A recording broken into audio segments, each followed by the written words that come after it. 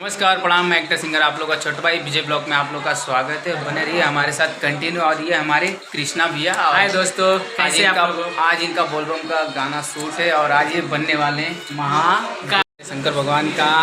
ये मेकअप चालू हो गया कंटिन्यू, आप लोग को मैं दिखा रहा हूँ और दिखाता हूँ आप लोग को।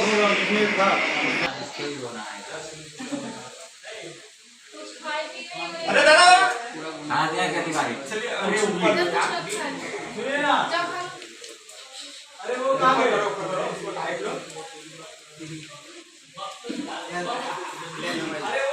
जो आपका भाई लिए वो काम है, जो आपका छोटा भाई लिए वो काम है, उसमें थोड़ी है यार, मैं